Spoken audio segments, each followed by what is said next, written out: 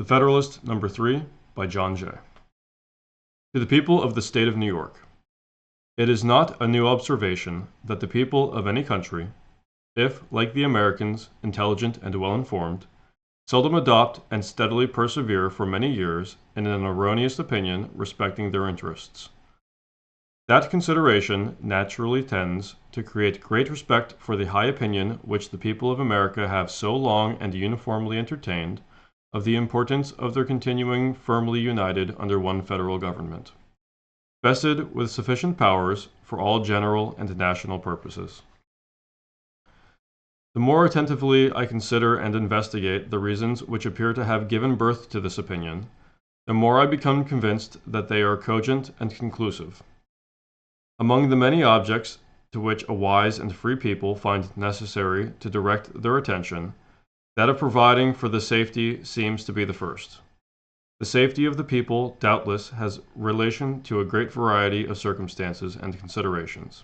and consequently affords great latitude to those who wish to define it precisely and comprehensively. At present I mean only to consider it as it respects security for the preservation of peace and tranquility, as well as dangers from foreign arms and influence, from dangers of the like kind arising from domestic causes. As the former of these comes first in order, it is proper it should be the first discussed. Let us therefore proceed to examine whether the people are not right in their opinion that a cordial union, under an efficient national government, affords them the best security that can be devised against hostilities from abroad. The number of wars which have happened or will happen in the world will always be found in the proportion of the number and weight of the causes, whether real or pretend, which provoke or invite them. If this remark be just, it becomes useful to inquire whether so many just causes of war are likely to be given by United America as by disunited America. For should it turn out that the United America will probably give the fewest, then it will follow that in this respect the Union tends most to preserve the people in a state of peace with other nations. The just causes of war, for the most part, arise either from violations of treaties or from direct violence. America has already formed treaties with no less than 6 foreign nations, and all of them, except Prussia, are maritime, and therefore able to annoy and injure us. She has also extensive commerce with Portugal, Spain, and Britain, and, with respect to the two latter, has, in addition, the circumstance of neighborhood to attend to. It is of high importance to the people of America that she observe the laws of nations towards all these powers, and to me it appears evident that this will be more perfectly and punctually done by one national government than it could be either by 13 separate states or by 3 or 4 distinct confederacies. Because when once an efficient national government is established, the best men in the country will not only consent to serve, but also will generally be appointed to manage it. For, although town or country, or other contracted influence, may place men in state assemblies, or senates, or courts of justice, or executive departments,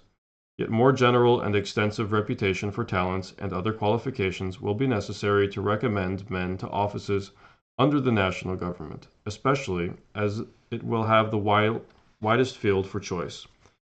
and never experience that want of proper persons which is not uncommon in some of the states.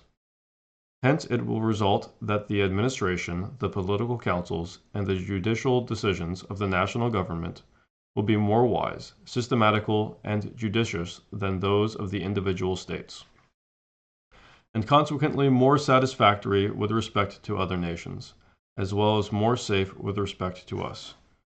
Because under the national government, treaties and articles of treaties,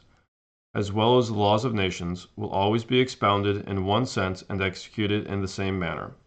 whereas adjudications on the same points and questions in 13 states, or in 3 or 4 confederacies, will not always accord or be consistent,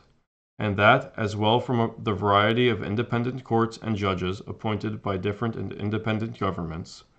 as from the different local laws and interests which may affect and influence them, the wisdom of the convention in committing such questions to the jurisdiction and judgment of courts appointed by and responsible only to one national government cannot be too much commended. Because the prospect of present loss or advantage may often tempt the governing party in one or two states to swerve from good faith and justice, but those temptations not reaching the other states, and consequently having little or no influence on the national government, the temptation will be fruitless, and good faith and justice be preserved. The state of the treaty of peace with Britain adds great weight to this reasoning, or the case of the treaty of peace with Britain. Because even if the governing party and the state should be disposed to resist such temptations, yet as such temptations may, and commonly do, result from circumstances peculiar to the state, and may affect a great number of the inhabitants, the governing party may not always be able, if willing, to prevent the injustice meditated, or to punish the aggressors, but the national government, not being affected by those local circumstances, will neither be induced to commit the wrong themselves, nor want power or inclination to prevent or punish its commissions by others. So far, therefore, as either designed or accidental violations of treaties and the laws of nations afford just causes of war, they are less to be apprehended under one general government than under several lesser ones, and in that respect the former most favors the safety of the people. As to those just causes of war which proceed from direct and unlawful violence, it appears equally clear to me that one good national government affords vastly more security against dangers of that sort than can be derived from any other quarter. Because such violences are more frequently caused by the passions and interests of a part than the whole, of one or two states than of the Union, not a single Indian war has yet been occasioned by aggressions of the present federal government, feeble as it is, but there are several instances of Indian hostilities having been provoked by the improper conduct of individual states, who, either unable or unwilling to restrain or punish offenses, have given occasion to the slaughter of many innocent inhabitants. The neighborhood of Spanish and British territories, bordering on some states and not on others, naturally confines the causes of quarrel more immediately to the borders. The bordering states, if any, will be those who, under the impulse of sudden irritation and the quick sense of apparent interest or injury, will be most likely, by direct violence, to excite war with these nations. And nothing can so effectually obviate that danger as a national government, whose wisdom and prudence will not be diminished by the passions which actuate